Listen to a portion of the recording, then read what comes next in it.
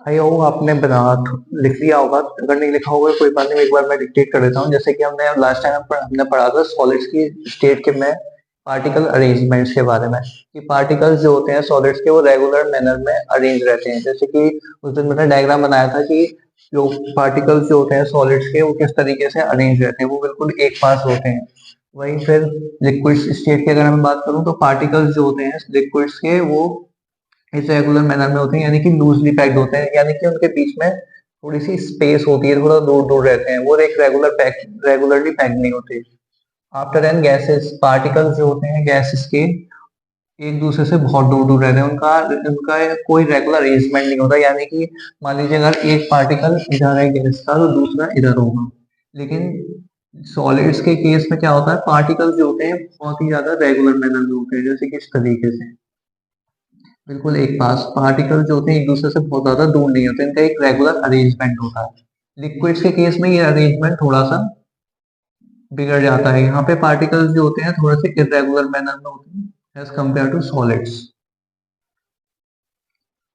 After then next point में क्या था कि इंटर पार्टिकल स्पेस, जैसा कि आपने देखा कि यहाँ इसमें कि पार्टिकल्स के बीच में बहुत छोटी थोड़ी सी स्पेस है। जैसे कि इसमें आप देख रहे होंगे, अगर मैं दो पार्टिकल्स के बीच में अगर मैं दो पार्टिकल्स अगर मैं बनाता हूँ, यहाँ पे अगर हम माइक्रोस्कोप से हम देखें कंपाउंड अच्छे लेवल के माइक्रोस्कोप आते हैं, नॉर्मल माइक्रोस्कोप से नहीं इनको देख, जब हम स्टडी करते हैं तो इनको लिए अच्छे लेवल के माइक्रोस्कोप से हम देखते हैं, तो इसमें हमें दिखाई देगा कि ये जो दो एटम आपको आपको जो स्पेस दिखाई दे रही है इनके बीच में भी कुछ ना कुछ थोड़ी बहुत स्पेस जरूर होगी।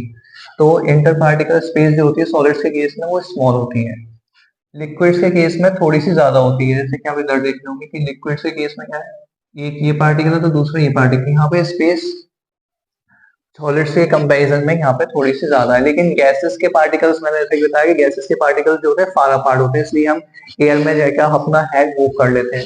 लेकिन लिक्विड्स के केस में ये इजीली मूव नहीं हो पाता, लेकिन सॉलिड्स के केस में क्या होगा, मूव ही नहीं होगा। क्यों? क्योंकि इनके जो पार्टिकल्स हैं एक दूसरे से बहुत ज्यादा कंसाइज रहते हैं, एक दूसरे के बहुत ज्यादा पास होते हैं। After then intermolecular forces, solid के केस में क्या होता है कि इंटरमोलिकुलर फोर्सेस बहुत ही ज्यादा स्ट्रांग होते हैं। क्यों? क्योंकि जो पार्टिकल्स होते हैं एक दूसरे के पास होते हैं, तो जब एक दूसरे के पास होंगे तो एक दूसरे को ज्यादा फोर्स लगा रहे होते हैं। वहीं लिक्विड के केस में ये मॉडरेटली स्ट्रांग होते हैं। क्यों? क्योंकि इनके बीच में स्पेस भी होती है और दूसरा एक दूसरे थोड़ा गैप होता है, थोड़ा सा इरेगुलर अरेंजमेंट भी होता है। वहीं गैसेस के केस में क्या होता है, बहुत ही ज्यादा वीक होता है, इनके अंदर इंटरमोलिकुलर फोर्स ऑलमोस्ट नेग्लिजिबल होता है।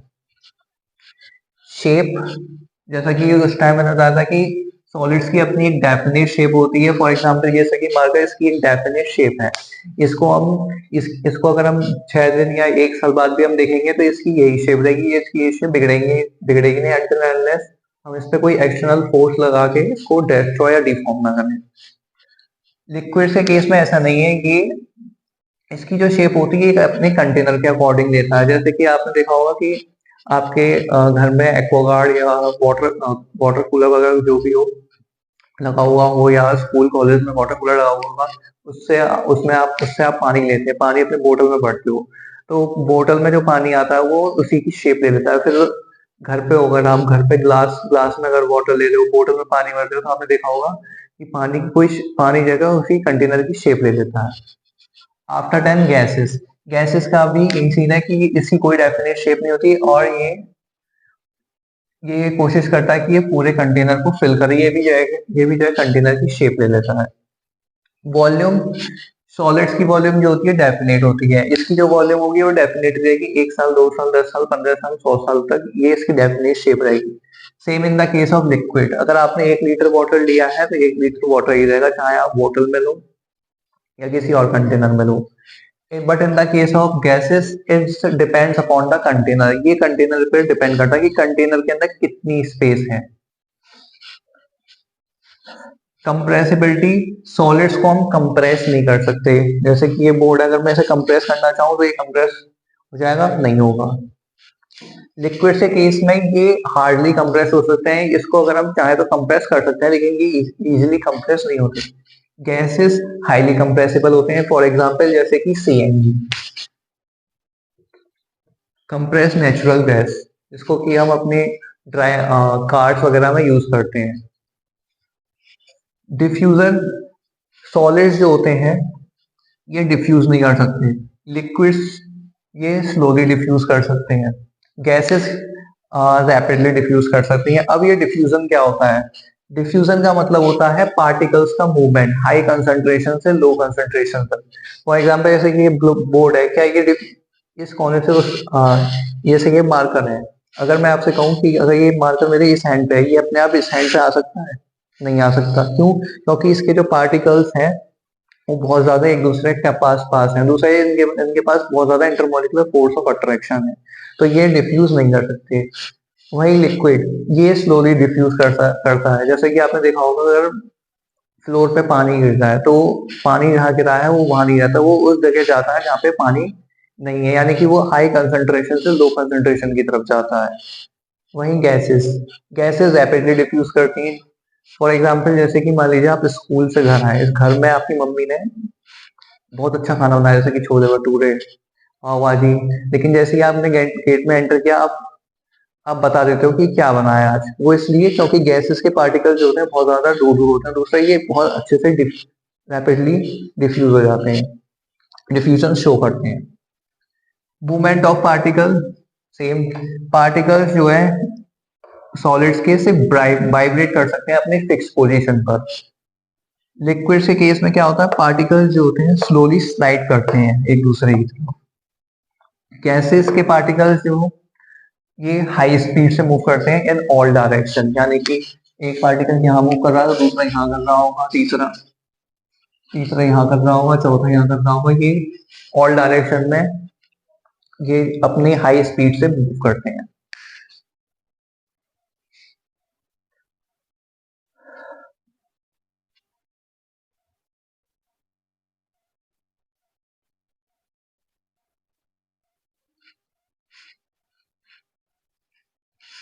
ये आपके एग्जाम के पॉइंट ऑफ व्यू से बहुत ज्यादा इंपॉर्टेंट है। ये आपके स्कूल एग्जाम में 5 मार्क्स से 3 मार्क्स के क्वेश्चन में अक्सर ये टेबल पूछ ली जाती है कि what is the difference between solid, liquid and gases. तो अगर आप इस तरीके से लिख के आएंगे तो आपको मे भी फुल मार्क्स मिलेंगे, और याद करने में भी आपको इनकी प्रॉपर्टीज याद करने में भी बहुत हेल्पफुल रहेगी। तो आई होप आपने लिख लिया होगा, आगे गो थ्रू करते हैं। तो सबसे पहला टॉपिक आज हम पढ़ेंगे डिफ्यूजन। जिसने अगर नहीं लिखा हो तो एक वीडियो को पॉज करके बैक करके आप दोबारा लिख लीजिएगा देख के। और अगर पिछले वाले लेक्चर में कोई प्रॉब्लम हो तो you can comment me.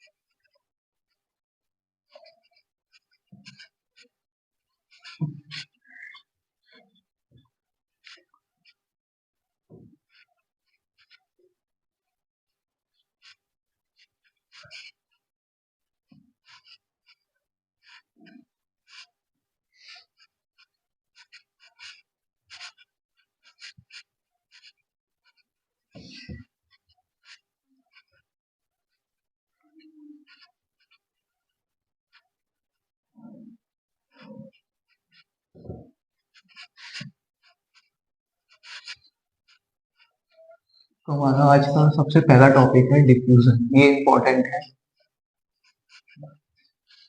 That's very important.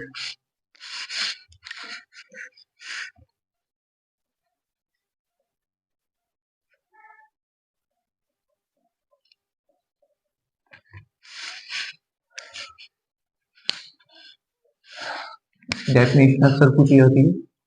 It is a movement of molecule from a region of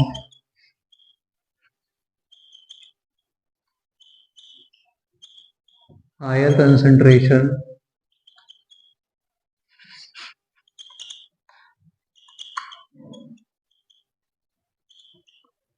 to a region of lower concentration।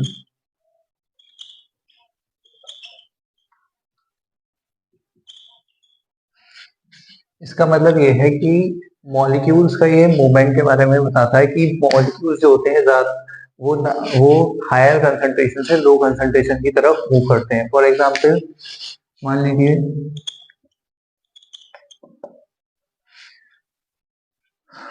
यहाँ पे आपने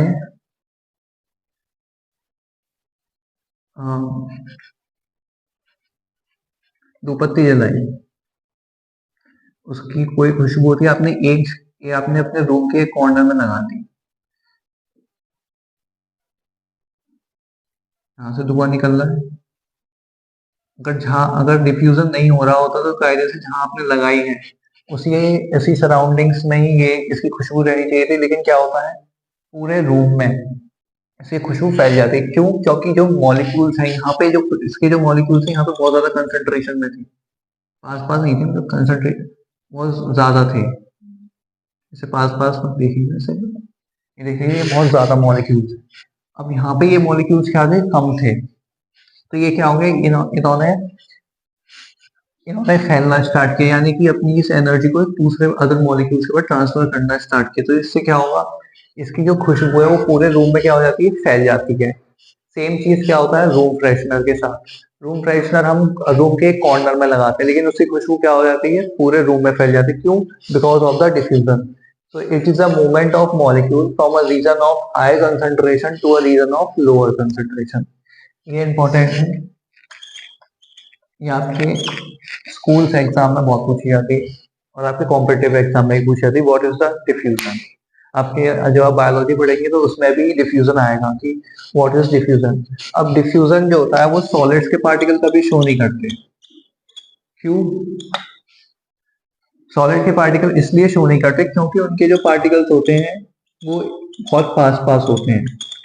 इनके पास जो होता है इंटरमॉलिक्यूलर फोर्स ऑफ अट्रैक्शन बहुत ज्यादा होता है। इसका मतलब क्या है, दो पार्टिकल्स एक साथ हैं, दो पार्टिकल्स के बीच में लगने वाला फोर्स को हम कहते हैं इंटरमॉलिक्यूलर फोर्स।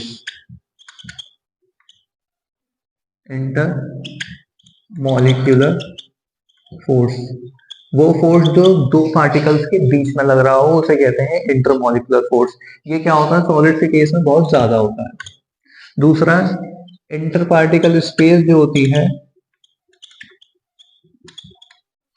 वो बहुत ही कम होती है, इज वेरी स्मॉल। जो इंटर पार्टिकल स्पेस होती है सॉलिड के केस में क्या होता है, वो बहुत ज्यादा छोटी होती है। तो इस वजह से क्या होता है, इनके जो मॉलिक्यूल्स हैं वो मूवमेंट शो ही नहीं कर पाते, वो बस एक जगह अपनी अपनी एक जगह वाइब्रेट करते हैं। लिक्विड्स के मॉलिक्यूल्स में क्या होता है, लिक्विड्स के मॉलिक्यूल्स में इंटरमॉलिक्यूलर फोर्स ऑफ अट्रैक्शन कम होता है और इंटर पार्टिकुलर स्पेस सॉलिड्स की कंपैरिजन में थोड़ी ज्यादा होती है, जिसकी वजह से ये भी डिफ्यूजन शो कर सकते हैं। जैसे कि मैंने अभी आपको बताया कि पानी को अगर हम एक फ्लोर पर, अगर हम फ्लोर के किसी एक कोने पे अगर हम गिराएंगे तो वो उस जगह नहीं रहता, बल्कि वो बह के क्या हो जाता है, दूसरे कॉर्नर पर चले जाता है। तो इसका ये क्या दिखाता है, डिफ्यूजन। अब गैसेस के केस में क्या होता है, गैसेस के पार्टिकल्स जैसे एक यहाँ है तो दूसरा यहाँ है, तो इनके बीच में इंटरमॉलिक्यूलर फोर्स ऑफ अट्रैक्शन ना के बराबर होता है और इंटर पार्टिकुलर स्पेस जो होती है बहुत ज्यादा होती है। तो ये जो है क्या है, डिफ्यूजन बहुत अच्छे से शो कर देते हैं। तो इसीलिए डिफ्यूजन में क्या होता है, it is a movement of molecule from a region of high concentration to a region of low concentration. इसलिए रूम फ्रेशनर में अगर हम एक कोने में रूम फ्रेशनर हम लगाते हैं तो उसकी खुशबू पूरे रूम में सर्कुलेट हो जाती है। आई होप आपने लिख लिया होगा।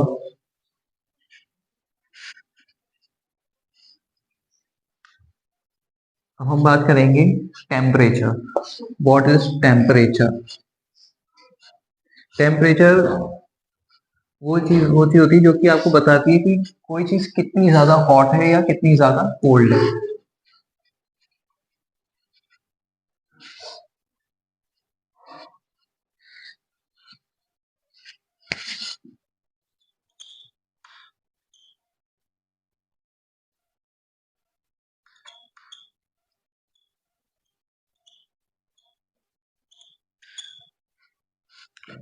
तो हम आते हैं temperature.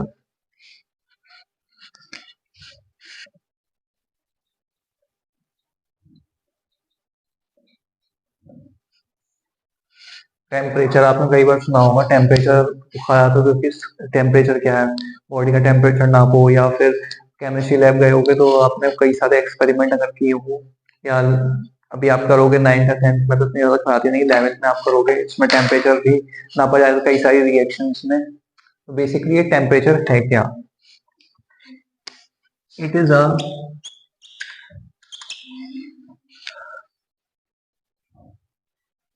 Property of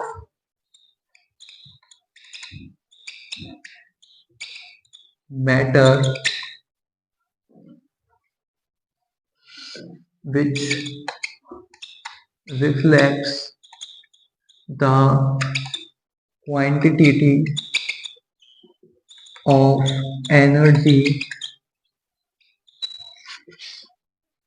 of motion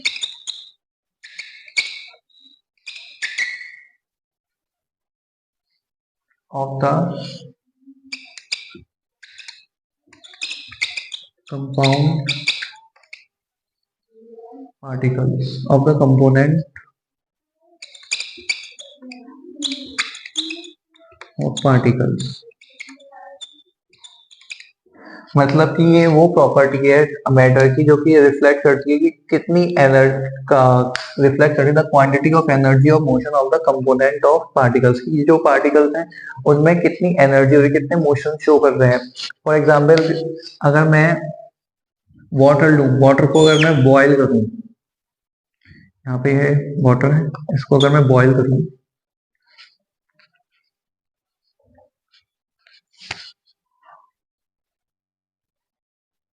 इसको अगर मैं बॉयल करूं तो इसके जो पार्टिकल्स क्या होंगे, वाइब्रेट करेंगे, वाइब्रेट करके एक दूसरे से दूर जाना शुरू करेंगे, यानी कि इनके अंदर कोई एनर्जी होगी, मोशन हो रहा होगा। तो इसको क्या, इसको टेम्परेचर क्या शो करता है, यही एनर्जी शो करता है कि कोई भी कंपोनेंट है उसके पार्टिकल कितनी ज्यादा मोशन शो कर रहे हैं। और हम दूसरे शब्दों में कह सकते हैं कि ये बताता है कि कोई भी चीज कितनी ज्यादा हॉट है या कोल्ड है। तो टेम्परेचर की डेफिनेशन ज्यादा तो पूछी नहीं जाती है, आपसे बस क्वेश्चन सॉल्व करवाए जाएंगे कि सेल्सियस को केल्विन में कन्वर्ट करो, केल्विन को सेल्सियस में, ये सब बहुत ज्यादा पूछा जाता है और ये आपके आगे फर्दर स्टडीज में भी काम आता है।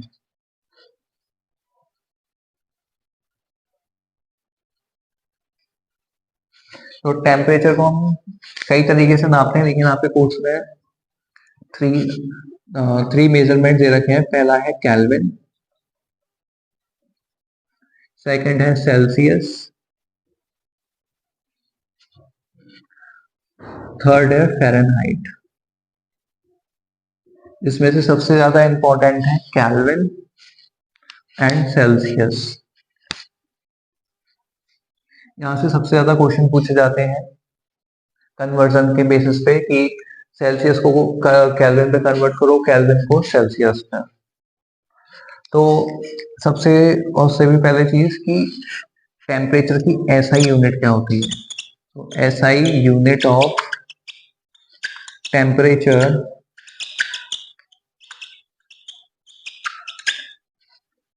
Is kelvin. जिसको कि हम कैपिटल के से शो करते हैं।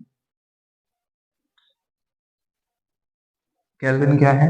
It is a SI unit of temperature. तो आपके स्कूल्स में ये पूछा जाता है कि convert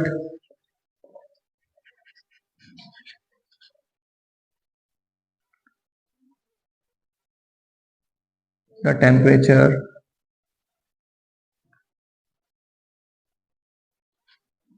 that given in Kelvin into a Celsius। अब अगर आपसे पूछा जाए कि कोई टेम्परेचर दे रखा है जो कि केल्विन में है, उसको सेल्सियस में कन्वर्ट करना है, तो आप कैसे कन्वर्ट करोगे? तो इसके लिए एक फॉर्मूला होता है K is equals to degree Celsius plus 273.5, या फिर इसको हम राउंड ऑफ करके के 273 भी लिख सकते हैं। It's a very important formula, ये आपको याद होना ही चाहिए। इससे क्वेश्चन जरूर पूछे जाते हैं आपके कॉम्पिटिटिव एग्जाम में भी और आपके स्कूल्स एग्जाम में भी।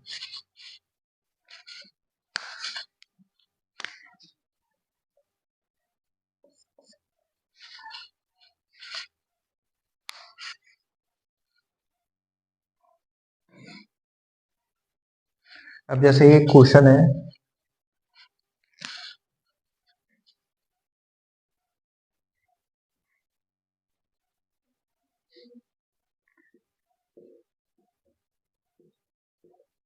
Convert the 37 degree Celsius temperature into kelvin. अच्छा, सेल्सियस को हम इस तरीके से रिप्रेजेंट करते हैं शॉर्ट फॉर्म में, डिग्री ऊपर डिग्री का साइन लगा के, और फ़ारेनहाइट को सिंपल F। तो सबसे पहले ये बताइए 37 डिग्री सेल्सियस हमारी बॉडी का कैसा टेम्परेचर होता है? 37 डिग्री सेल्सियस हमारी बॉडी का नॉर्मल बॉडी टेम्परेचर होता है। अगर मैं आपसे कहूँ कि एक नॉर्मल व्यक्ति, उसका अपने टेम्परेचर नापा सेल्सियस में, अगर मैं कह रहा हूँ केल्विन में कितना टेम्परेचर होगा, तो आप इसको कैसे कन्वर्ट करोगे? कुछ नहीं करना, ये फॉर्मूला अगर आपको याद है तो आप इजीली इसको कन्वर्ट कर लोगे। बस केल्विन लिखना है 37 प्लस 273, 0.5 भी लिख सकते हो आप, अगर आपको मोस्ट और ज्यादा एक्यूरेट चाहिए तो बस को प्लस कर दो। 7 और 3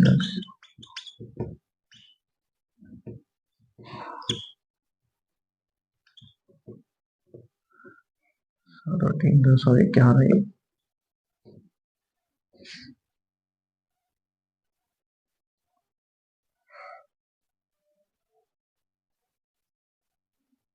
तो इसका जो टेम्परेचर आएगा केल्विन में 310.5 डिग्री, सॉरी 310.5 केल्विन।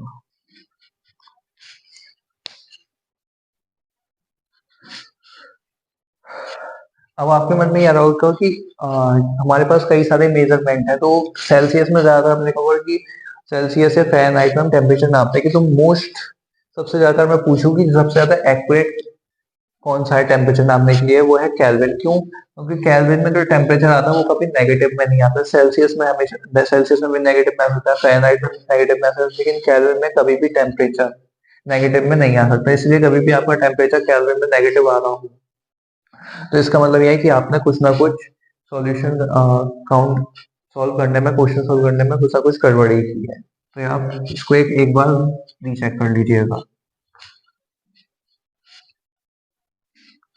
और इसकी यूनिट लगाना बहुत जरूरी होता है, और ये बहुत इंपॉर्टेंट क्वेश्चन है कि टेम्परेचर की यूनिट क्या होती है।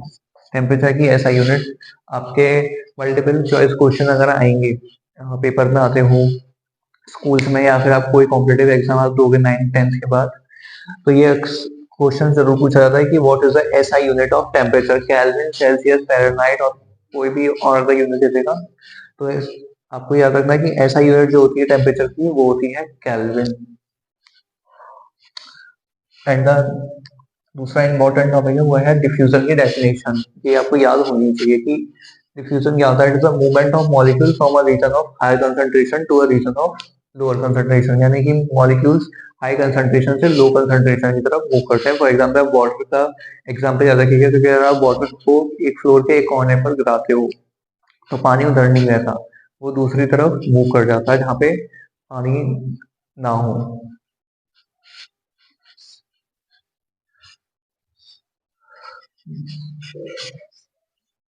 अब हम बात करेंगे, चलिए पहले दो तीन क्वेश्चन और कर लेते हैं, उसके बाद दूसरे टॉपिक पर बात करेंगे। अब यहाँ पे मैम ने सॉल्व किया 37 डिग्री सेल्सियस को केल्विन में हमने कन्वर्ट किया। अगर मान लीजिए आपको केल्विन में टेम्परेचर दे रखा है, मान लीजिए 310 डिग्री 310 केल्विन टेम्परेचर दे रखा है, उसको वो कह रहा है आपसे कि सेल्सियस में इसको कन्वर्ट कीजिए। How can you convert it? Convert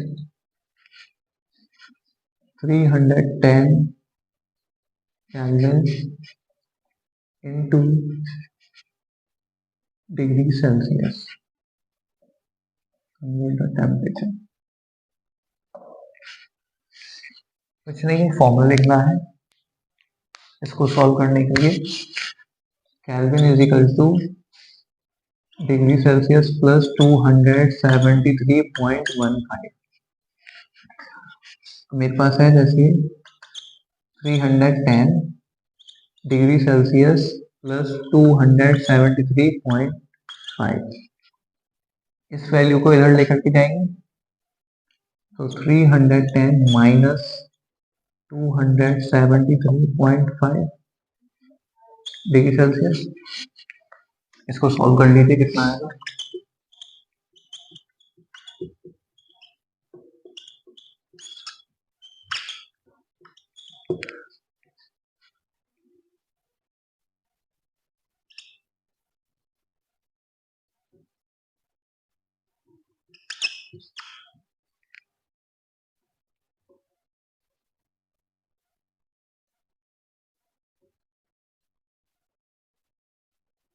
तो 36.85 डिग्री सेल्सियस इसका टेम्परेचर आएगा।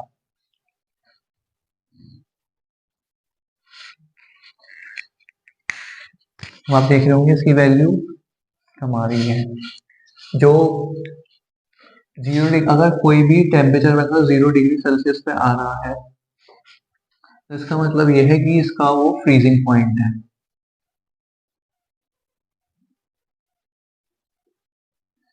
कोई भी अगर आपके पास सब कोई भी मैटर है, अगर उसका टेम्परेचर 0 डिग्री सेल्सियस आ रहा है तो इसका मतलब यह है कि वो उसका फ्रीजिंग पॉइंट है। फॉर एग्जाम्पल जैसे कि आइस, आइस का जो फ्रीजिंग पॉइंट होता है वो होता है 0 डिग्री सेल्सियस, और 100 डिग्री सेल्सियस है तो इसका मतलब बॉइलिंग पॉइंट। फॉर एग्जाम्पल जैसे कि वाटर,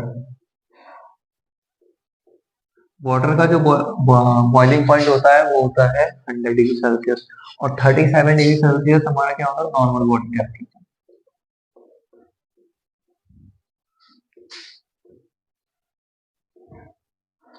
एंड एंड में आपको दो तीन क्वेश्चन और दूंगा, सॉल्व करने के लिए आप खुद से सॉल्व कीजिएगा। आई होप आपने ये लिख लिया होगा। एक दो क्वेश्चन और कर लेते हैं।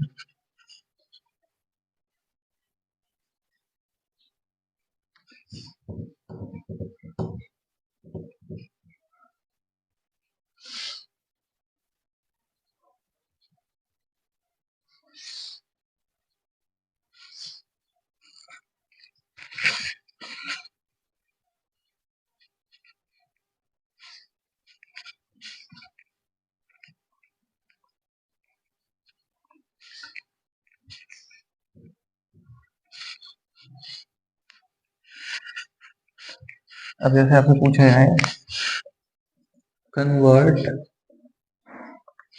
47 degree Celsius into kelvin.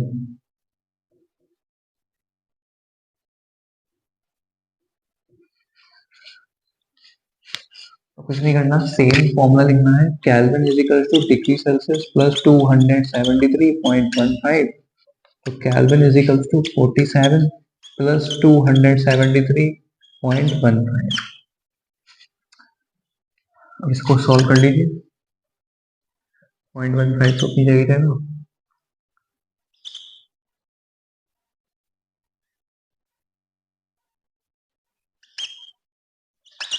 320.5 kelvin आ जाएगा।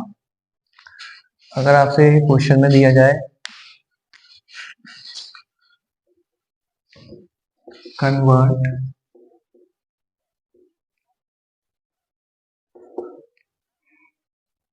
-50 डिग्री सेल्सियस इंटू केल्विन,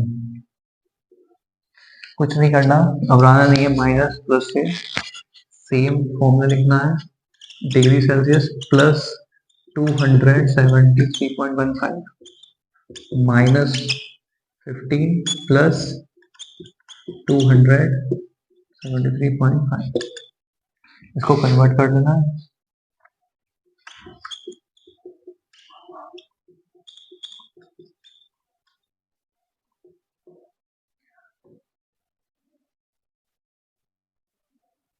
हाँ,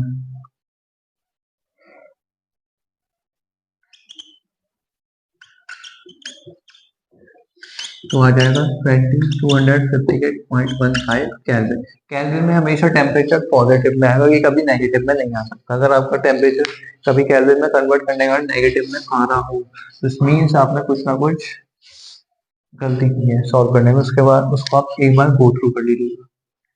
अब सेम चीज अगर आपसे पूछी जाती है सेल्सियस को केल्विन में, सॉरी केल्विन को सेल्सियस में कन्वर्ट, जैसे मान लीजिए आपको 410 केल्विन टेम्परेचर दे रखा है, उसको सेल्सियस में कन्वर्ट करना है। सेम फॉर्मूला उतारेंगे, kelvin is equals to degree Celsius अब 410 केल्विन हमें दे ही रखा है, इसको इधर लिखेंगे, degree Celsius is equals to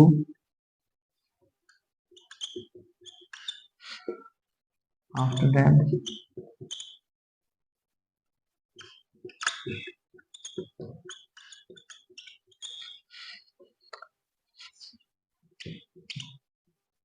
इसको सॉल्व कीजिए। 410 में से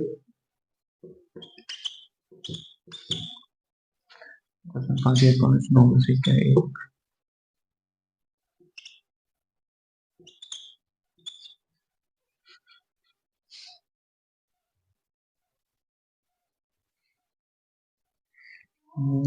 इसकी जगह आप 410 की जगह आप एक काम कीजिए, सारा हो गया 350 कर लीजिए।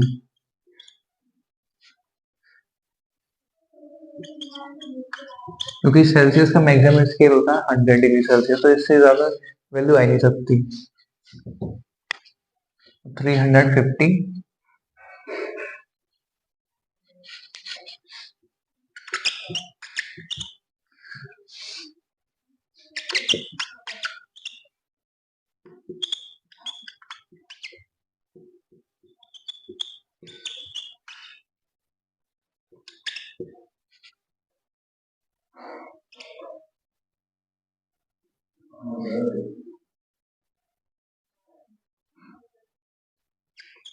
ये आएगा 76.85। कभी भी ध्यान रखिएगा, सेल्सियस में का जो मिनिमम स्केल होता है वो होता है 0 डिग्री सेल्सियस और मैक्सिमम स्केल होता है 100 डिग्री सेल्सियस। क्वेश्चन में फिर आप पूछेंगे कि -15 डिग्री सेल्सियस आपसे कैलकुलेट करने के लिए पूछ लिया जाता है लेकिन जो नॉर्मल वैल्यू होती है सेल्सियस स्केल वो होती है 0 और मैक्सिमम वैल्यू जो होती है वो होती है 100 डिग्री सेल्सियस। तो जब भी कन्वर्जन आए तो दो चीज याद रखिएगा। सबसे पहले तो एक फॉर्मूला, ये आपको याद होना चाहिए, without this formula you can't convert kelvin into Celsius और सेल्सियस इनटू केल्विन, ये आपको याद होना ही चाहिए। एंड सेकंड चीज ये ध्यान रखिएगा कि केल्विन, जब भी हम केल्विन में अगर वैल्यू निकाल रहे हैं, वो वैल्यू हमेशा पॉजिटिव आएगी, वो कभी नेगेटिव आ नहीं सकती। और सेल्सियस में 0 डिग्री सेल्सियस जो होती है वो मिनिमम, स्केल की मिनिमम वैल्यू होती है। 100 डिग्री सेल्सियस जो होती है वो मैक्सिमम वैल्यू होती है। ये आपके स्कूल एग्जाम में बहुत पूछे जाते हैं, conversion of Celsius into kelvin, ये आपके फर्दर स्टडीज में भी बहुत काम आएंगे, तो इसलिए आपको ये याद होना चाहिए और आना भी चाहिए कन्वर्ट करना। अब एक चीज और बची, फ़ारेनहाइट। अब आप पूछेंगे कि आपने केल्विन में सिखा दिया, सेल्सियस में सिखा दिया, अगर फ़ारेनहाइट में पूछ रहे तो उसका भी एक फॉर्मूला होता है, जो फॉर्मूला याद रखिए। इसमें इतना ज्यादा याद करने का कुछ नहीं है, इसमें सॉल्व करने का है। Degree Celsius upon 5 is equals to Fahrenheit minus 32 upon 9। अगर आपसे पूछेगा कन्वर्जन में तो सेल्सियस टू फ़ारेनहाइट में ही पूछेगा। जैसे 37 डिग्री सेल्सियस हमारे बॉडी का नॉर्मल टेम्परेचर होता है, बॉडीज नॉर्मल टेम्परेचर। अगर आपसे कोई पूछे कि मुझे जानना है कि ये जो टेम्परेचर है 37 डिग्री सेल्सियस फ़ारेनहाइट में, इसकी वैल्यू क्या आएगी, what is the value of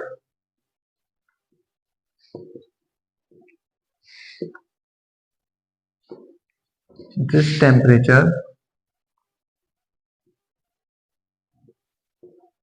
in Fahrenheit as well as Kelvin। Kelvin में तो हमने निकालना सीख ही लिया, आप आई होप आपको आ गया होगा, तो केल्विन में तो आप निकाल ही दीजिए, ये आपका होमवर्क है कि आपको इसकी वैल्यू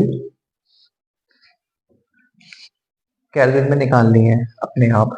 ये आप मुझे कमेंट सेक्शन में आप इसका आंसर बता दीजिएगा, नहीं आएगा तो कोई अगले लेक्चर में फिर मैं बता दूंगा आपको। अब इसकी वैल्यू हमें फ़ारेनहाइट में देखनी है कि फ़ारेनहाइट में 37 डिग्री सेल्सियस जो कि नॉर्मल बॉडी टेम्परेचर होता है एक इंडिविजुअल का, उसकी वैल्यू फ़ारेनहाइट में कितनी आएगी। तो हमें दे रखी क्वेश्चन में 37 डिग्री सेल्सियस, तो 37 डिग्री सेल्सियस हम यहाँ लिखेंगे, फॉर्मूले में पुट करेंगे अपॉन 5 फ़ारेनहाइट माइनस 32 अपॉन 9। अब ये 9 इधर जाएगा, 37 into 9 upon 5 is equal to f minus 32।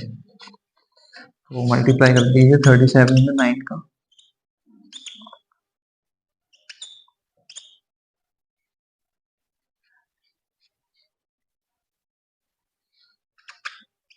Three 333 आएगा शायद से, एक बार और चेक कर लीजिए।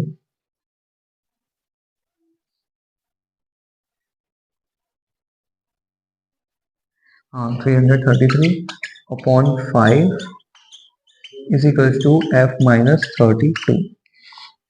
अब फ़ारेनहाइट, इसको मैं इधर लिख ले रहा हूँ, फ़ारेनहाइट इज इक्वल टू 333, बस सिंपल प्लस माइनस करना है इसके बाद, और कुछ नहीं। इसको आप सॉल्व कर लीजिएगा, इसका temperature approx 333 upon 5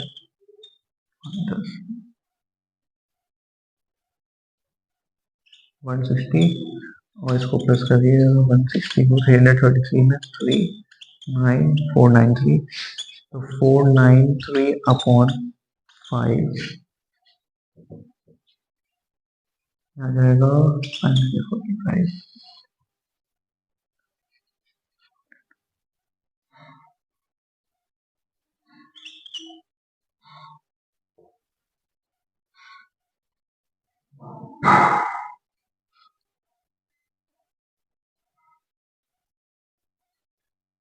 ninety 98.6 Fahrenheit के आसपास इसकी वैल्यू आएगी।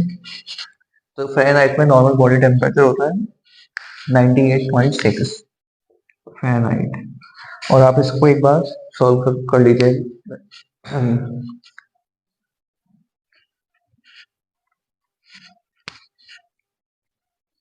मैंने इसमें कुछ नहीं किया है, देखिए ये फॉर्मूला था हमारे पास degree Celsius upon 5 F minus 32 upon 9। हमारे पास ये रहता था 37 degree Celsius normal body temperature. मुझसे पूछ मुझसे पूछा था what is the value of this temperature in Fahrenheit. अब 37 हमें वैल्यू रखी थी। हमने क्या किया इस फॉर्मूले में डिग्री सेल्सियस में हमने 37 डिग्री सेल्सियस हमने लिख दिया, divided by 5 is equal to F minus 32 upon 9। यहाँ पे क्या हुआ, 9 को मैं इधर लेके गया, 37 into 9, simple mathematics, F minus 32। 37 से हमने जब हमने 9 का मल्टीप्लाई किया 333 अपॉन 5 आया। फिर उसके बाद ये वाला 32 हम इधर लेके गए, एलसीएम लिया, ये लेकर के 333 प्लस 160 अपॉन 5 आया। उसके बाद हमने 490 इसका जो तब हमने प्लस किया तो वो 493 आया। 493 का जो हमने 5 से डिवाइड किया 98.6 फ़ारेनहाइट आया। बस आपको ये फॉर्मूला याद होना चाहिए। उसके बाद आप कोई सा भी टेम्परेचर किसी में भी कन्वर्ट कर सकते हो। अगर आपको टेम्परेचर केल्विन में दिया हो, सेल्सियस में दिया हो, फ़ारेनहाइट में दिया हो, यू कैन इजिली कन्वर्ट। अब आप पूछोगे मान लीजिए फ़ारेनहाइट में दिया है, फ़ारेनहाइट में दिया और केल्विन में पूछ रहा है, कुछ नहीं करना, पहले इसको सेल्सियस में कन्वर्ट करना, फिर उसके बाद इसको इस फॉर्मूले में रख के केल्विन में कन्वर्ट कर देना। ये आपको फॉर्मूला याद होना ही चाहिए। जिसमें इन दोनों में से सबसे मोस्ट इम्पोर्टेंट फॉर्मूला है ये। स्कूल एग्जाम में सबसे ज्यादा फेवरेट क्वेश्चन इस चैप्टर में से यही पूछे जाता है कि कन्वर्जन का एक नया क्वेश्चन तो आपका आएगा ही आएगा, चाहे कितना भी इजी पेपर बनाए टीचर।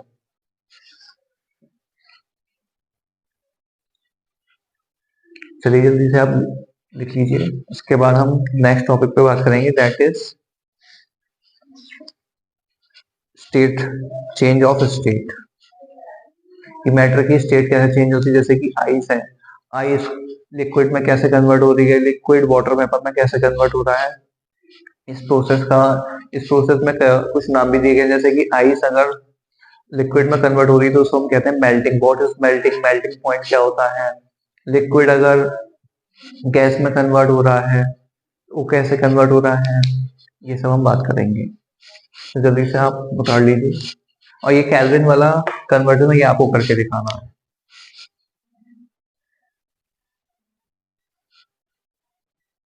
बस कुछ मत कीजिएगा, इसको आप ये फॉर्मूला जरूर याद रखिएगा, kelvin is equal to degree Celsius plus 273.15।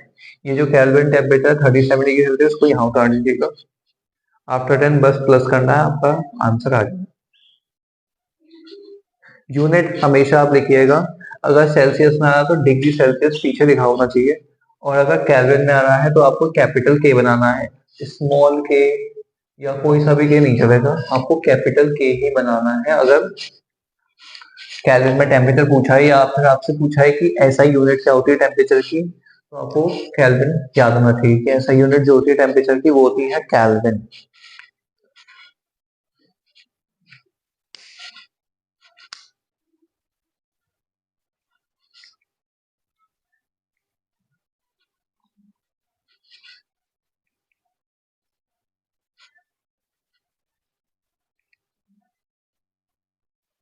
I hope आपने लिख लिया होगा।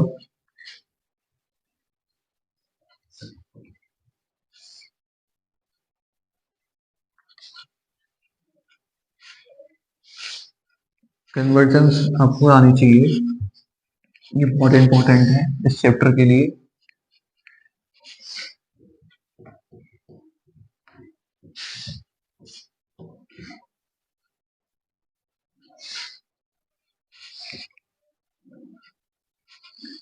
एक बार और मैं लिख दे रहा हूँ फॉर्मूला कन्वर्टिंग का, उसके बाद हम आगे बढ़ेंगे।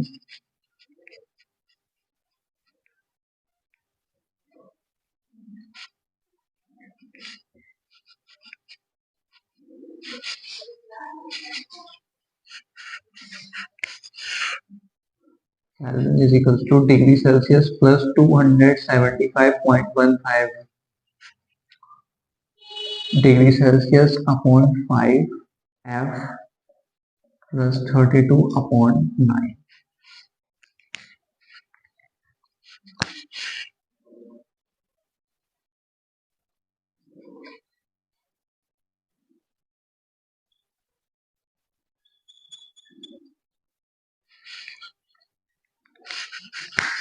इसको आप बिल्कुल रख लीजिए, कि आपको याद होना ही चाहिए। इम्पोर्टेंट, इम्पोर्टेंट नहीं, very very.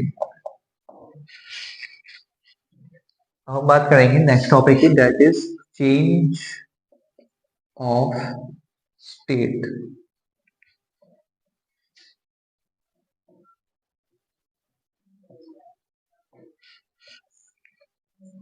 Change of state, तो चेंज ऑफ मैटर, इसका मतलब होता है change of matter from one physical state to another state. तो change of matter,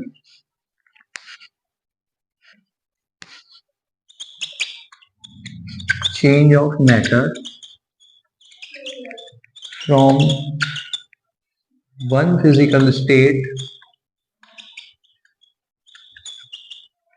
to another physical state। यहाँ पे केमिकली कोई चेंज नहीं आता, सिर्फ फिजिकल स्टेट में चेंज आता है। फॉर एग्जाम्पल, मेरे पास ये आइस है, आइस का क्यूब है।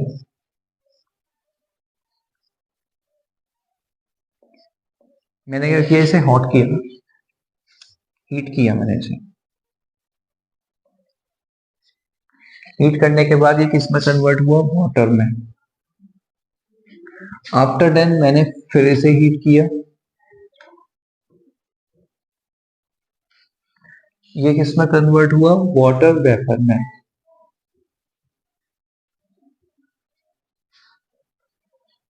अब मान लीजिए मुझे ये कन्वर्ट करना है दोबारा से आइस में। ये आइस क्यूब था मेरे पास, मैंने कुछ नहीं किया, इसको हीट किया, वाटर में कन्वर्ट हुआ। वाटर किस में कन्वर्ट हुआ, वाटर वेपर में। अब मान लीजिए अब गर्मी लग रही है, गर्मी के मौसम में क्या होता है, हम वाटर को रेफ्रिजरेटर में रखते हैं फ्रीज होने के लिए। तो क्या हो जाता है, हम कुछ टाइम बाद या 1 आवर या 2 आवर बाद, 2 आवर बाद जब हम देखते हैं तो ये जो वाटर है, वाटर नहीं रहता, ये किस में कन्वर्ट हो जाता है, आइस क्यूब में कन्वर्ट हो जाता है। वाटर वेपर है, अगर हम इसको भी कोल्ड करेंगे तो ये किस में कन्वर्ट हो जाता है, वाटर में। वाटर को जब हम फिर दोबारा इसको हम रेफ्रिजरेट करते हैं, कोल्ड करते हैं, तो किस में कन्वर्ट हो जाता है, ये आइस क्यूब में कन्वर्ट हो जाता है। तो ये क्या हो रहा है, ये इस, इसकी स्टेट चेंज हो रही है। मैटर की क्या हो रही है, स्टेट चेंज हो रही है, एक फिजिकल स्टेट से दूसरे फिजिकल स्टेट में चेंज हो रहा है। ये क्या वाटर ही है, इसमें कोई केमिकली चेंज तो आया नहीं है। ऐसा तो नहीं है कि बर्फ बनने के बाद ये कोल्ड ड्रिंक बन जाती है, या वाटर वेपर बनने के बाद ये परफ्यूम बन जाता है, ऐसा तो नहीं है ना। ये वाटर वाटर ही रहता है, इसमें कोई भी केमिकल चेंज नहीं आता, बस फिजिकल स्टेट क्या हुई, चेंज हुई। बस जैसे मान लीजिए कोई एक इंसान है, वो छोटे से शहर या गांव में रह रहा था, वो किसी बड़ी सिटी चला गया या फॉरेन कंट्री चला गया रहने, जॉब करने के लिए, किसी काम से घूमने के लिए। तो वहां पे क्या हुआ, वहां पे उसने अपना कपड़े वपड़े चेंज कर लिए। पहले वो छोटे से शहर में रहता तो कुर्ते पजामा पहन के रहता था, लेकिन जब वो बड़ी सिटी गया तो वहां पे वो कोट वोट पहनने लग गया, ब्रांडेड शूज वगैरह चेंज पहनने लग गया। तो क्या हुआ, उसकी बस फिजिकल स्टेट चेंज हुई, लेकिन क्या उसकी कोई केमिकली कोई स्टेट चेंज हुई, क्या उसके आईज ईयर के पास आ गए या ईयर आईज के पास आ गए, नहीं। तो क्या हुआ, बस उसकी क्या हुई, फिजिकल स्टेट चेंज हुई। उसका बस कपड़े पहनने का तरीका बदल गया, बोलने का तरीका बदल गया, रहता था, और कुछ चेंज नहीं हुआ। बस उसके ना, उसके ऐसा तो नहीं हुआ कि भाई फॉरेन कंट्री जाके उसके जो आइस थी वो ईयर के पास आ गए, या ईयर जो है आइस के पास आ गई, या फिर जो है वो जो है रात का क्या कहते हैं, कुछ और जैसे हम काम करते हैं 24 आवर्स में, वो कुछ और करना शुरू कर दिया, मतलब कि किसी और तरीके से। हाईटेक तो बन ही जाएगा बंदा जब बिग सिटीज में जाएगा, लैपटॉप वगैरह अगर चलाएगा तो। अब क्या पता हम कोई काम 1 घंटे में कर रहे हैं, वो जो है वो इसी काम को आधे घंटे में कर रहा है। तो ये सब चीजों से क्या हुआ, उसकी बस फिजिकल स्टेट चेंज हुई, इसकी कोई केमिकल स्टेट चेंज नहीं हुई। तो इसको हम ये समझ सकते हैं कि मैटर की जो होती है, जब हम मैटर की स्टेट चेंज करते हैं तो वो मैटर वो सेम रहता है, बस उसका हुलिया बदल जाता है, बाकी का उसकी जो केमिकल नेचर होती है वो सेम ही रहती है।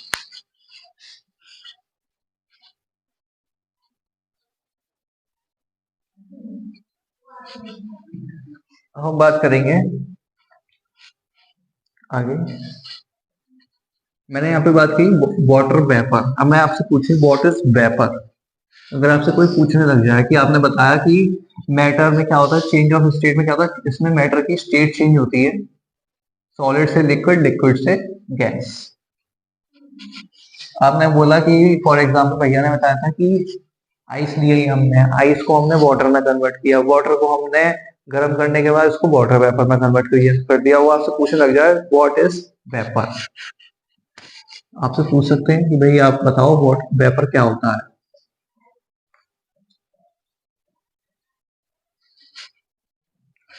तो वेपर जो होती है सब किसी भी सब्सटेंस की गैसियस स्टेट होती है which consist with its liquid और सॉलिड स्टेट। तो इसको आप देख सकते हैं, vapour is the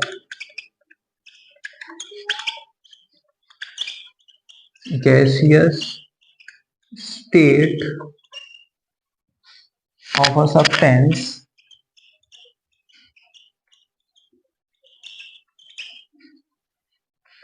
which consists its liquid और सॉलिड स्टेट। यानी कि वेपर किसी भी सब्सटेंस की वो गैसियस स्टेट है जो कि उसकी लिक्विड और आपका सॉलिड स्टेट को कंसिस्ट करे हुई है। फॉर एग्जांपल जैसे कि मैंने बताया कि वाटर है हमारे पास, वाटर को हमने जब बॉईल किया, हीट किया, तो किस में कन्वर्ट हो गया, वाटर वेपर में। अब यहाँ पे एक टर्म आ रहा है सॉलिड स्टेट। वाटर तो लिक्विड है, तो यहाँ पे सॉलिड क्यों आ रहा है? क्या ये सॉलिड स्टेट में भी पॉसिबल है? वेपर्स आपने देखे हैं किसी भी सॉलिड स्टेट के? अब बोलो क्या मजाक कर रहे हो, सॉलिड स्टेट के कभी वेपर बनते होंगे? अभी तो आपने बताया कि सॉलिड से जो पार्टिकल्स होते हैं वो बहुत ज्यादा फास्ट फास्ट होते हैं, उसके वेपर्स बनाना इतना आसान नहीं है। इसका एक एग्जाम्पल है, जैसे कि अगर आप पूजा वगैरह करते हो तो आप कैम्फर डालते हो, कैम्फर, कपूर। जैसे ही हम कपूर को हीट करते हैं वो किस में कन्वर्ट हो जाता है, उसके वेपर्स, अपनी वेपर स्टेट में आ जाता है। तो सॉलिड क्या हुआ, डायरेक्टली किस में कन्वर्ट हो गया, गैसियस स्टेट में। तो बेसिकली वेपर क्या है, वेपर ये सब्सटेंस की गैसियस स्टेट है जो कि उसका लिक्विड और सॉलिड स्टेट्स को अपने अंदर रखे हुए हैं। अब जैसे मान लीजिए वाटर वेपर है, अब आप बोलोगे अपने अंदर रखे हुए, मतलब जैसे वाटर वेपर है हमारे पास,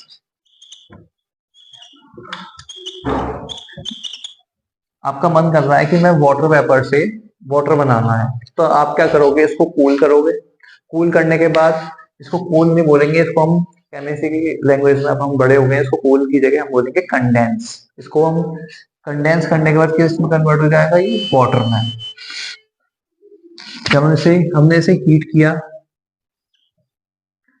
तो ये किस में कन्वर्ट हो गया, वाटर वेपर। अब मेरा मन है कि इस वाटर वेपर को मैं जानना चाह रहा हूँ कि अगर मैं वाटर वेपर को कन्वर्ट करूँ, कहीं ऐसा तो नहीं है कोल्ड ड्रिंक में कन्वर्ट हो जाए या किसी और चीज में कन्वर्ट हो जाए। तो आपने क्या किया, इसको कूल किया, या फिर इस प्रोसेस को हमने इस प्रोसेस को हम क्या कहते हैं, कंडेंसेशन।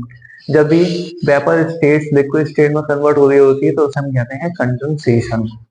तो जैसे ही मैंने वाटर वेपर को कन्वर्ट किया वाटर में, कूल किया, तो ये किस में कन्वर्ट हो गया, वाटर में। तो ये शो करता है कि वेपर जो है ये गैसियस स्टेट है सब्सटेंस की, जो कि कंसिस्ट करती है उसकी लिक्विड और सॉलिड स्टेट। ये आपसे स्कूल एग्जाम में तो इतना नहीं पूछा जाता, लेकिन आपके वाइवा के लिए बहुत इंपॉर्टेंट है। टीचर सबसे अक्सर पूछती है कि मैटर की तीन स्टेट होती है, सॉलिड, लिक्विड और गैस, और ये किस तरीके से चेंज होती है। फिर आप बोलोगे कि आइस, आइस को हमने हीट किया तो वाटर में कन्वर्ट हुई, वाटर को हमने हीट किया तो वाटर का पेपर में कन्वर्ट हुई। फिर आपसे टीचर पूछेगी भाई वाटर वेपर आपने बोला, ठीक है, वाटर वेपर में कन्वर्ट हुई, दैट व्हाट इज वेपर। तो vapour is a gaseous state of a substance which consist is liquid और सॉलिड स्टेट। आई होप आपने ये लिख लिया होगा।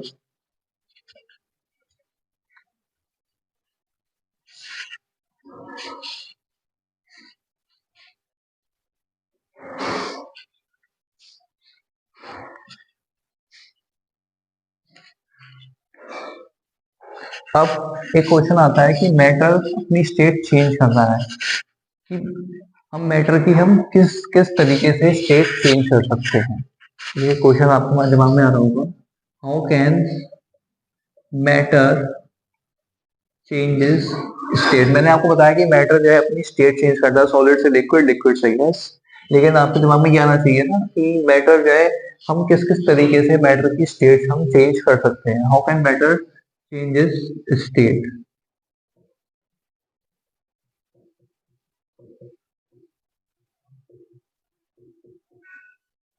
एक मैटर अपनी स्टेट किन किन तरीके हम अपनी स्टेट चेंज कर सकता है। पहला तरीका है बाय चेंजेस टेम्परेचर।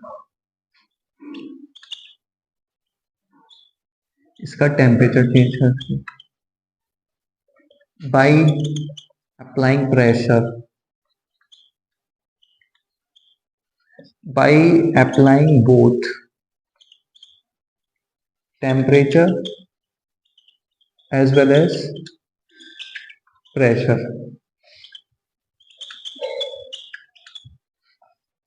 सबसे पहला तरीका है कि टेम्परेचर चेंज कर दो। जैसे कि आइस थी, आइस को हमने वाटर में कन्वर्ट किया, वाटर को हमने वाटर वेपर में कन्वर्ट किया, तो क्या हुआ, टेम्परेचर चेंज हो गया। दूसरा तरीका है प्रेशर, और थर्ड तरीका है by both pressure, temperature and pressure. तो हम बात करेंगे टेम्परेचर के बारे में, अबाउट टेम्परेचर की हम टेम्परेचर दे करके हम किसी भी स्टेट को किस तरीके से एक स्टेट को दूसरे स्टेट में कैसे चेंज कर सकते हैं।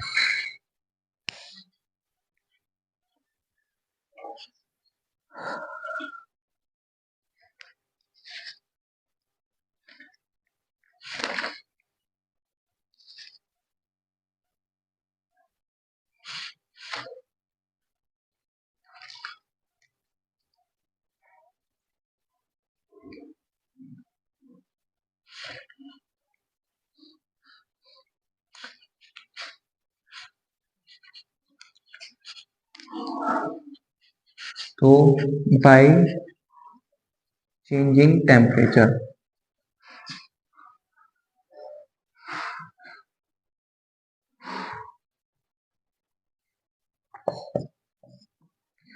हमें कन्वर्ट करना है सबसे पहले सॉलिड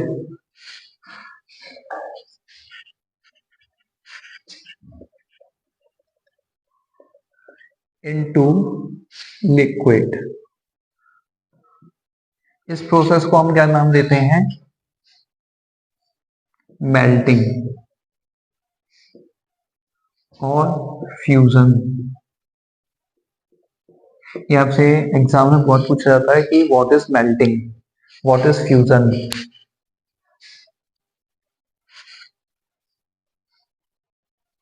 तो इसकी आप डेफिनेशन लिखेंगे, it is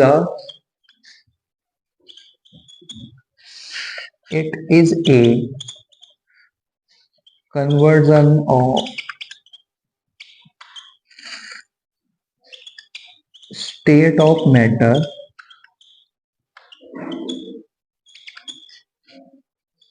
from solid state to liquid state। For example,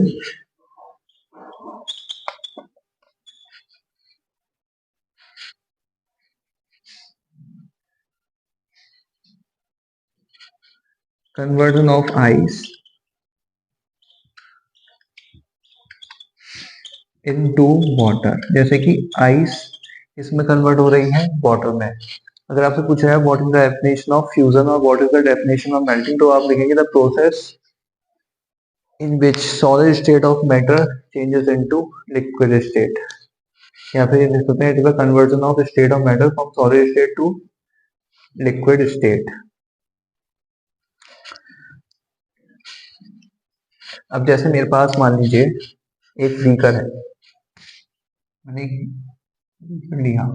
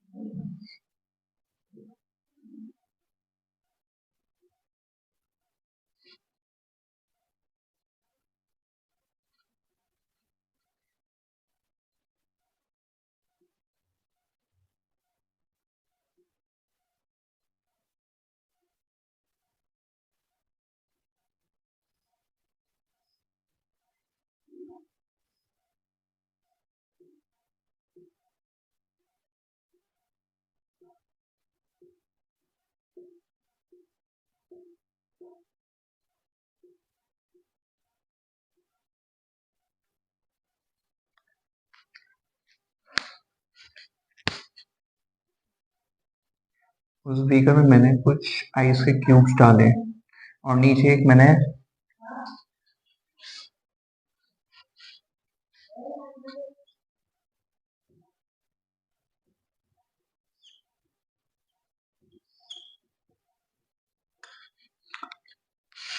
fire लगा दी और एक नीचे मैंने थर्मामीटर लगा उसके आइस क्यूब्स के बीच में। ठीक है, हमारे पास आइस क्यूब्स है, यहाँ पे मैंने थर्मामीटर लगा दी। जैसे ही हम इसे हीट एनर्जी देंगे कुछ टाइम बाद क्या होगा, ये जो आइस क्यूब्स हैं ये जो आइस क्यूब्स हैं किस में कन्वर्ट हो जाएंगे, वाटर में।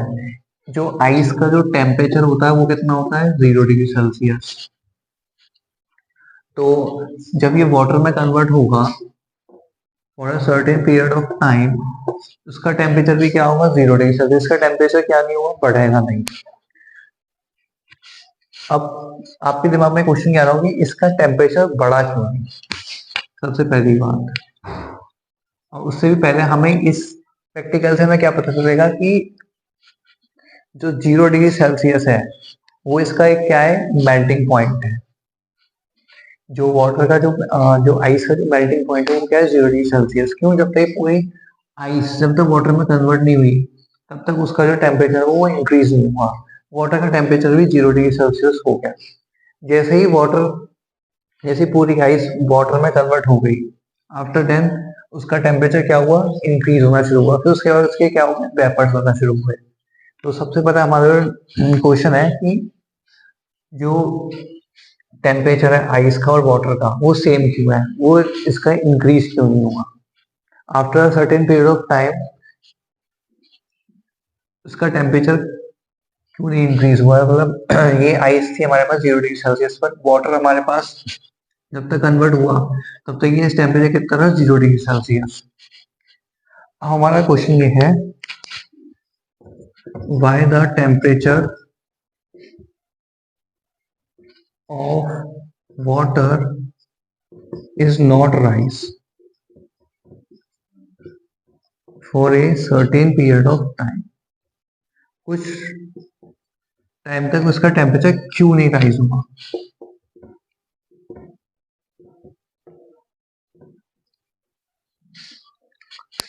क्योंकि हम अब कायदे से तो टेम्परेचर बढ़ना चाहिए, क्यों, क्योंकि हम लगातार हीट एनर्जी दे रहे हैं। जब ये आइस पिघल रही है, आइस का टेम्परेचर 0 डिग्री सेल्सियस है, जब वो वाटर जो आइस वाटर में कन्वर्ट हो रही है तो इसका टेम्परेचर कुछ ना कुछ तो होना चाहिए था। लेकिन वो वाटर का टेम्परेचर क्या है, 0 डिग्री सेल्सियस, लेकिन फिर भी इसका टेम्परेचर नहीं बढ़ा। तो इसका आंसर ये है कि जो भी हम हीट एनर्जी देते हैं आइस को, वो हीट एनर्जी आइस के अंदर जो पार्टिकल्स थे उसकी काइनेटिक एनर्जी को बढ़ाने में खर्च हो रही थी। जैसे ही वो काइनेटिक एनर्जी मैक्सिमम स्टेट तक पहुंच गई कि उसके जो पार्टिकल्स थे सॉलिड आइस के अंदर, उनके मॉलिक्यूल्स को वाइब्रेट करके उनको एक दूसरे से दूर ले जा सके, उनके बीच में inter molecular force of attraction को घटा के इंटर पार्टिकल स्पेस इंक्रीज कर सके, तब तक उसका टेम्परेचर क्या नहीं हुआ, बढ़ा नहीं। मतलब कि मेरे पास ये आइस थी, आइस का मान लीजिए एक क्यूब मैंने ले लिया।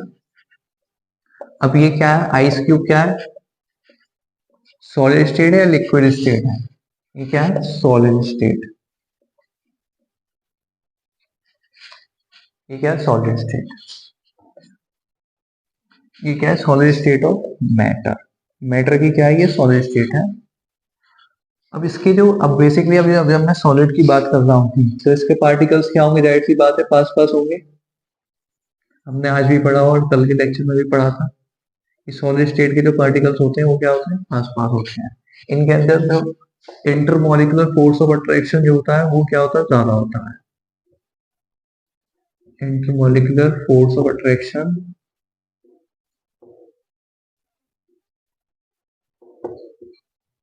क्या होता है, वो बहुत ज्यादा होता है।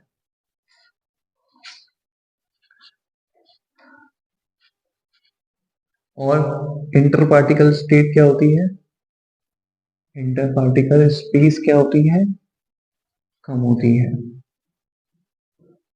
कैसी होती है, कम होती है। क्यों, क्योंकि वो सॉलिड स्टेट में। तो जब भी हम इन मॉलिक्यूल्स को एनर्जी देते हैं, ये आइस क्यूब्स के मॉलिक्यूल्स हैं, मान लीजिए मैंने इसको इन्हें हीट किया, तो ये जो एनर्जी होगी इनके अंदर क्या है, जनरेट करेगी kinetic energy. Kinetic energy use होती है फॉर द मूवमेंट। जब भी कोई पार्टिकल मूव कर रहा होता है तो उसके लिए कौन सी एनर्जी यूज होती है, काइनेटिक एनर्जी। यह शायद आपने फिजिक्स में पढ़ लिया होगा या आप पढ़ेंगे इसी ईयर में कि कई सारी एनर्जी यूज होती है, काइनेटिक एनर्जी, पोटेंशियल एनर्जी। तो जब भी हम इसको हीट देते हैं तो इन मॉलिक्यूल्स, ये जो मॉलिक्यूल्स होते हैं ये क्या करने लगते हैं, वाइब्रेट करने लगते हैं अपनी स्टेट पे। और इनके अंदर क्या जनरेट होने लगती है, काइनेटिक एनर्जी जनरेट होती है। जब कोई चीज मूव करेगी, अब वो मूव कर रही है, मूव कर रही है, मूव कर रही है, मूवमेंट हो रही है, इसका मतलब क्या होगा, काइनेटिक एनर्जी जनरेट हो रही है। हमने क्या किया, इसको कुछ टाइम तक हीट दी। अब तक तो ये सिर्फ वाइब्रेट कर रहे थे अपनी एक स्टेट पे। After certain period of time kinetic energy क्या हो गई, इनकी मैक्सिमम पहुंच गई। ये क्या हो गई, अपनी एनर्जी पे क्या हो गए, मैक्सिमम पहुंच गए। मैक्सिमम होने के बाद क्या हुआ, इनके बीच में फोर्स ऑफ अट्रैक्शन कम होना शुरू हुआ। जब फोर्स ऑफ अट्रैक्शन कम हुआ, आफ्टर टाइम क्या होगा, इंटर पार्टिकल स्पेस इनके बीच में इंक्रीज होनी शुरू हो गई। फिर धीरे धीरे किसमें कन्वर्ट होने लग गए, वाटर में। अभी भी जो है क्या है, वो एनर्जी यूज हो रही है इनको जो है इंटरमोलिकुलर फोर्स ऑफ अट्रैक्शन कम करने के लिए और इंटर पार्टिकल स्पेस बढ़ाने में। तो वाटर का टेम्परेचर क्या हुआ, अभी भी 0 डिग्री सेल्सियस हुआ। After certain period of time, जब ये पूरी की पूरी आइस मेल्ट हो गई, जब ये पूरी की पूरी आइस क्यूब मेल्ट हो गई वाटर में, अब जो हम हीट देंगे वो क्या करेगी, अब अब इनके पार्टिकल्स में भी वाइब्रेशन पैदा करेगी। अब इसके पार्टिकल दूर दूर हो गए, इनके बीच में इंटरमोलिकुलर फोर्स ऑफ अट्रैक्शन कम हो गया। क्यों, क्योंकि अब ये लिक्विड स्टेट में आ गए। लिक्विड स्टेट में आने के बाद इनके बीच में इंटर पार्टिकल स्पेस इंक्रीज हुआ। अब इस एनर्जी का मेन फोकस क्या है, अब इनके बीच में भी इंटरमोलिकुलर फोर्स ऑफ अट्रैक्शन को कम करना, इनके बीच में भी इंटर पार्टिकल स्पेस को और बढ़ाना। तो इस वजह से क्या होगा, अब ये जो वाटर 0 डिग्री सेल्सियस पे था, अब उसका टेम्परेचर क्या होगा, उसका इंक्रीज होने लग जाएगा। क्यों, क्योंकि अब जितनी भी हम एनर्जी दे रहे हैं, अब उसका मेन फोकस है इन पार्टिकल्स पर। पहले किस पे मेन फोकस था, आइस क्यूब्स पर। आइस क्यूब्स पे जो नेक्स्ट टू नेक्स्ट एनर्जी जो हो रही थी वो खर्च हो रही थी। जैसे ही पूरी की पूरी आइस क्यूब वाटर में कन्वर्ट हुई, वाटर में कन्वर्ट होने के बाद उसका टेम्परेचर क्या हुआ, इंक्रीज होना शुरू हो गया। टेम्परेचर क्या हुआ, इंक्रीज होना शुरू हुआ। इसकी वजह से क्या होता है, जब भी हम जब भी आइस क्यूब वाटर में कन्वर्ट होती है तो उसका कुछ सर्टेन पीरियड ऑफ टाइम तक वाटर का जो टेम्परेचर होता है वो सेम ही होता है जैसे कि आइस क्यूब का होता है, यानी कि 0 डिग्री सेल्सियस रहता है। जैसे ही पूरी की पूरी आइस क्यूब वाटर में कन्वर्ट हो जाती है, after a certain period of time उसका टेम्परेचर क्या हो जाता है, बढ़ना शुरू हो जाता है। अभी भी शायद आपको समझ में नहीं आया हो। कुछ नहीं करना, हमने एक बीकर लिया, बीकर में हमने आइस क्यूब डाले, हमने एक थर्मामीटर डाला टेम्परेचर मेजर करने के लिए। हमने क्या देखा, जैसे ही हम हीट दे रहे थे, जैसे ही हमने हीट दी, आइस क्यूब वाटर में कन्वर्ट हुई। वाटर, हमने देखा कि वाटर का जो टेम्परेचर है वो भी आइस क्यूब के बराबर था। ये हमारे लिए शॉकिंग न्यूज थी। फिर हमने और स्टडी करी कि भाई वाटर का टेम्परेचर तो भाई इससे ज्यादा होना चाहिए था, ये इसका टेम्परेचर था 0 डिग्री सेल्सियस। जैसे ये वाटर में कन्वर्ट हुआ इस तरीके से, तो इसका भी टेम्परेचर 0 डिग्री सेल्सियस। अब भाई ऐसा क्यों, इसका टेम्परेचर तो ज्यादा होना चाहिए था, एटलीस्ट 1 डिग्री 2 डिग्री कुछ तो आता, लेकिन नहीं, इसका टेम्परेचर भी 0 डिग्री सेल्सियस आ रहा था। और कब तक आया था, जब तक कि पूरी की पूरी आइस क्यूब वाटर में कन्वर्ट नहीं हो गई। फिर हमने इसके बारे में स्टडी की कि भाई ऐसा क्यों हो रहा है। फिर हमने जाना कि एक एनर्जी होती है काइनेटिक एनर्जी। जब भी कोई पार्टिकल या कोई भी बॉडी मूव कर रही होती है तो उस मूवमेंट को कराने के लिए एक एनर्जी यूज होती है, दैट इज काइनेटिक एनर्जी। हमने एक आइस क्यूब लिया, आइस क्यूब में हमने देखा कि आइस क्यूब क्या है, एक सॉलिड स्टेट है किसकी, मैटर की। अब सॉलिड स्टेट है मैटर की, यानी कि इसके जो पार्टिकल्स होंगे वो एक पास पास होंगे, इनके बीच में इंटरमॉलिक्यूलर फोर्स ऑफ अट्रैक्शन क्या होगा, बहुत ज्यादा होगा। इंटरमॉलिक्यूलर फोर्स ऑफ अट्रैक्शन क्या होगा, बहुत ज्यादा होगा। इंटर पार्टिकल स्पेस, अब जब पास पास में है, अब ये दो चीज है, जैसे ये दो चीज है, ये दो मान लीजिए ये दो मॉलिक्यूल्स हैं, ये बहुत ज्यादा पास पास हैं, इनके बीच में क्या होगा, फोर्स ऑफ अट्रैक्शन क्या होगा, बहुत ज्यादा होगा। इनके बीच में इंटर पार्टिकल स्पेस आपको ना के बराबर दिख रही होगी, यानी कि इनके बीच में जो इंटर पार्टिकल स्पेस है वो क्या है, बहुत कम। अब मैं मान लीजिए मैं इनको एनर्जी दे रहा हूँ, हीट एनर्जी दे रहा हूँ मैं इनको अलग करने के लिए, तो मेरी मैक्स टू मैक्स जो एनर्जी है वो इनका इंटरमोलिकुलर फोर्स ऑफ अट्रैक्शन कम करने में यूज होगी, और दूसरी इनकी, अब जब इंटरमोलिकुलर फोर्स ऑफ अट्रैक्शन कम होगा तो इनके लिए स्पेस बढ़ेगी, जब स्पेस बढ़ेगी तो ये किस में कन्वर्ट होंगे, लिक्विड स्टेट में। अब वो पूरी की पूरी एनर्जी क्या हो रही थी, हीट एनर्जी, किस किस में मेन फोकस कर रही थी, इनको अलग करने में। जैसे ही ये अलग हो गए, अलग होने के बाद ये लिक्विड स्टेट में आ गए, लिक्विड स्टेट में आने के बाद अब एनर्जी का फोकस था इन पार्टिकल्स के बीच में। अब ये से मान लीजिए ये दोनों को मैंने अलग कर दिया, सॉलिड स्टेट से लिक्विड स्टेट आ गए, अब मैं इन्हें और एनर्जी दे रहा हूँ। अब इनका, अब इस एनर्जी का क्या काम होगा, इनको और दूर करना। तो इसकी वजह से क्या हुआ, इसका और टेम्परेचर बढ़ना स्टार्ट हो गया। After a certain period of time क्या हुआ, इसका टेम्परेचर क्या हुआ, इंक्रीज।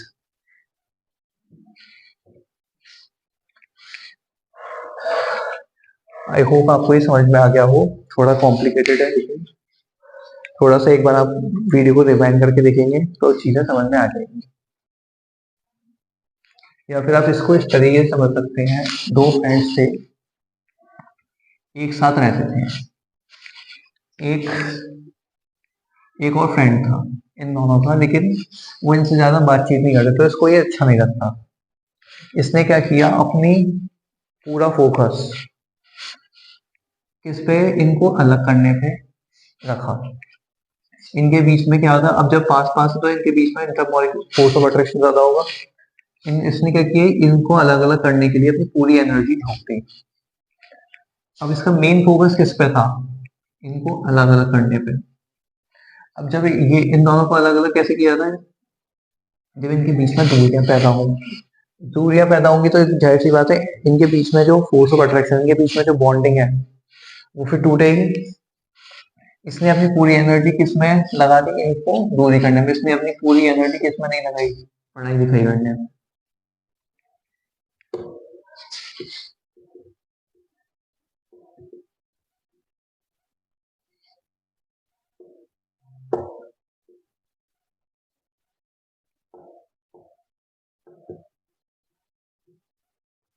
तो इसका मेन फोकस स्कूल जाता था, स्कूल जाके इसका मेन फोकस होता था इनके बीच में जहर घुलना, बस सीधे सीधे इनके बीच में किसी तरीके से इनकी फ्रेंडशिप को तोड़ना। तो ये अपनी पूरी एनर्जी खर्च करता था इन पे। अब जाहिर सी बात है, जो इंसान पूरे टाइम बस स्कूल जाके यही कर रहा है, किसी तरीके से इनके बीच में जहर घुल जाए, तो पढ़ तो लिख नहीं रहा होगा, उसके मार्क्स कैसे आ रहे होंगे, जीरो। अब ये दोनों बेस्ट फ्रेंड थे, पूरे टाइम ये भी नहीं पढ़ते थे, एक दूसरे से बात करते रहते, तो इनके भी मार्क्स कैसे आ गए, जीरो। अब एक टीचर था, उसने देखा कि भाई इसके मार्क्स क्यों कम आ रहे हैं। इन दोनों को समझ में आता है कि पूरे दिन एक साथ बैठ के पूरे दिन बात करते थे, पढ़ते लिखते कि है नहीं, इसके क्यों कम आ रहे हैं। जैसे ही इसने इन दोनों के बीच में दूरी कम करवाई, इसको सुकून मिल गया। इसको सुकून मिलने के बाद अब इसका मेन फोकस क्या था, अपनी स्टडी। इसका मेन फोकस क्या था, स्टडी। इसने क्या किया, अब जैसे इसने देखा कि अब इन दोनों के बीच में आ गई दूरी, भाई इसकी खुशी खुश, इसे मजे ही आ गए। अब इसका मेन फोकस था कि अपनी स्टडी, जो मार्क्स इसके जीरो आ रहे थे इनके जैसे, अब उसको इंक्रीज करना था। तो इसने अपनी पूरी एनर्जी किस पे लगाई, अपनी स्टडी पे, अपने मार्क्स को इंक्रीज करने के लिए। सेम चीज आइस और वाटर का है। हमने हीट एनर्जी दी आइस को, आइस इसमें कन्वर्ट हुई वाटर में, आइस और वाटर का टेम्परेचर सेम ही रहा तब तक जब तक कि पूरी की पूरी आइस वाटर में कन्वर्ट नहीं हो गई। जैसे ही वाटर ने देखा कि भाई आइस पूरी वाटर के में कन्वर्ट हो गई है। तो उस तो जो जितनी भी हीट एनर्जी थी वो किस में यूज होने शुरू हो गई, वाटर का टेम्परेचर बढ़ाने में। क्योंकि आग आग लग रही थी, आग जो हीट हमने हीट जलाई थी, हीट एनर्जी का मेन फोकस क्या था, इनके बीच में जो फोर्स ऑफ अट्रैक्शन है, इंटरमोलिकुलर फोर्स ऑफ अट्रैक्शन, उनको डिक्रीज करना, उसकी बॉन्डिंग को कम करना। अब जैसे ही फोर्स ऑफ अट्रैक्शन कम होगा, जाहिर सी बात है वो क्या होगी, इनके बीच में फिर दूरियां बढ़ जाएंगी, दूरियां बढ़ेंगी, दूरियां बढ़ने के बाद क्या होगा, ये इतनी स्टेट चेंज कर देगा। जैसा कि हम जानते हैं कि सॉलिड स्टेट में पार्टिकल्स बहुत पास पास होते हैं, लिक्विड स्टेट में बस डिफरेंस ये होता है कि पार्टिकल्स में इंटरमोलिकुलर फोर्स ऑफ अट्रैक्शन कम हो जाता है और पार्टिकल्स में स्पेस बढ़ जाती है। तो इसी वजह से क्या हो किया, सॉलिड था, सॉलिड को हमने हीट दी, हीट देने के बाद इसमें कन्वर्ट हो गई है लिक्विड में। क्यों, इनके बीच में स्पेस इंक्रीज हो गई। अब वो जो एनर्जी जिसका मेन फोकस था इनका बॉन्ड तोड़ना, इनके बीच में जो फोर्स ऑफ अट्रैक्शन इतना ज्यादा हो रहा है उसको तोड़ना। अब वो जैसे ही इसने हीट एनर्जी ने देखा कि भाई इनके बीच में जो बॉन्ड है वो ब्रेक हो चुका है, अब उसका पूरा मेन फोकस था जब वो वाटर बना है उसके बीच में भी थोड़ा बहुत जो इंटर मॉलिकुलर फोर्स है जो थोड़ा अभी भी है उसको और कम करना। तो इसकी वजह से क्या हुआ, उस हीट एनर्जी का अब मेन फोकस क्या हुआ, इस लिक्विड पे आ गया। वो लिक्विड ने क्या करना स्टार्ट किया, उस 0 डिग्री सेल्सियस से इसका टेम्परेचर इंक्रीज करना हो गया। आई होप आपको ये चीज समझ में आ गई होगी।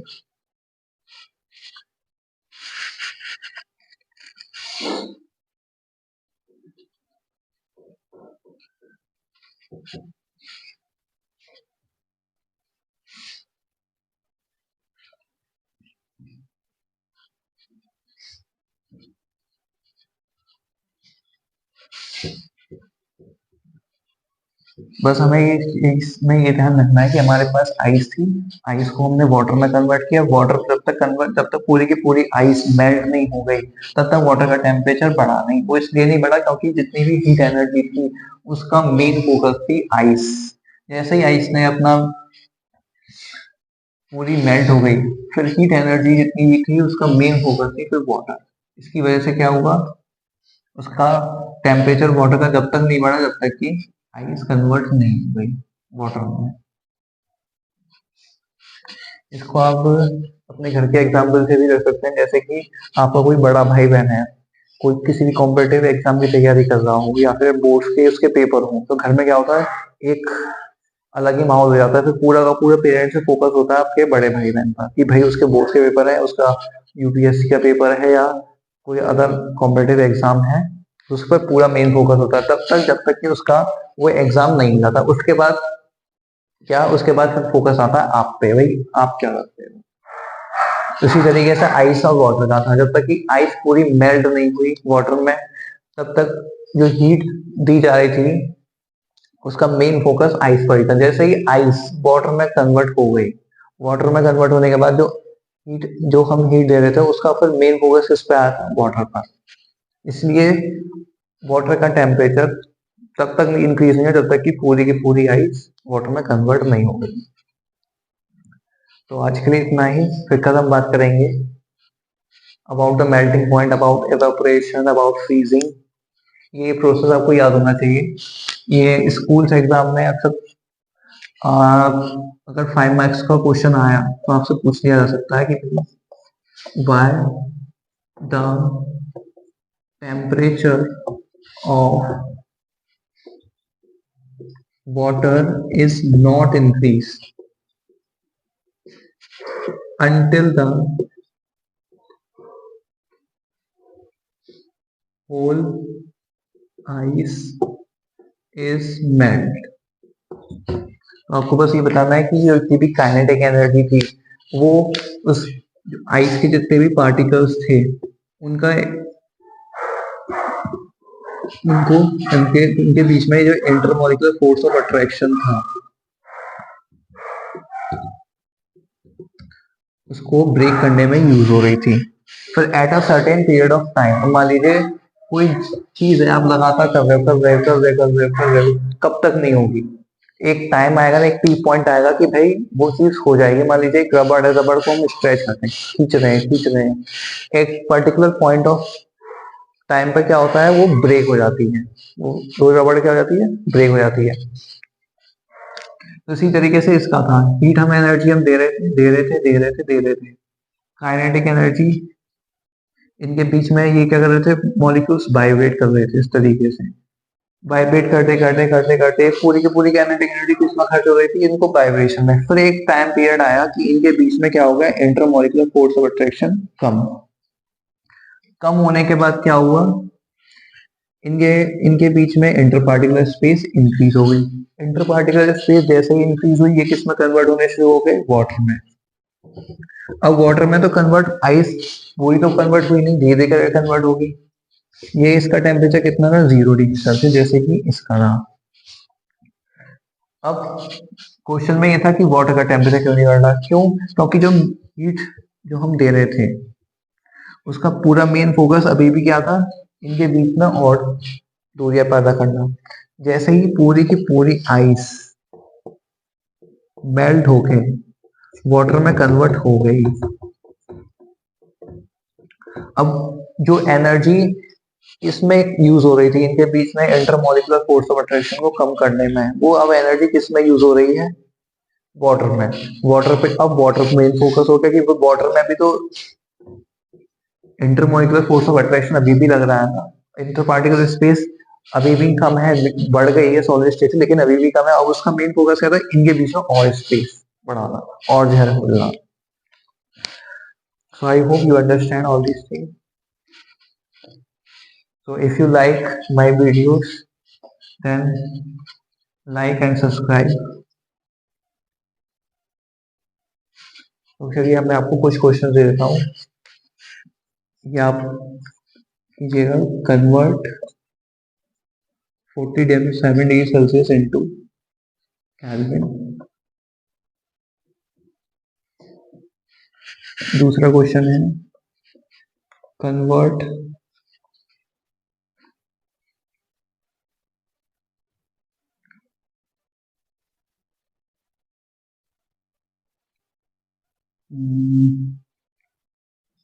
50 degree Celsius into kelvin.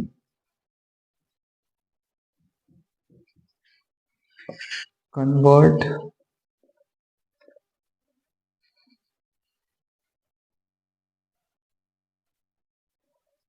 300 kelvin into degree Celsius. और इसका फॉर्मूला आप याद रखिएगा, kelvin is equal to degree Celsius plus 273.15। और अगर फ़ारेनहाइट में दे रखा है, सेल्सियस में पूछा तो degree Celsius upon 5, Fahrenheit plus 32/9। चलिए एक क्वेश्चन और देख दीजिए फ़ारेनहाइट का। Convert 97 Fahrenheit into degree Celsius. I hope आपको आज का लेक्चर समझ में आ गया हो, और जो चीज़ नहीं समझ में आया तो आप मुझे कमेंट कर दीजिएगा। एंड लाइक करना और सब्सक्राइब करना मत भूलिएगा। Thank you.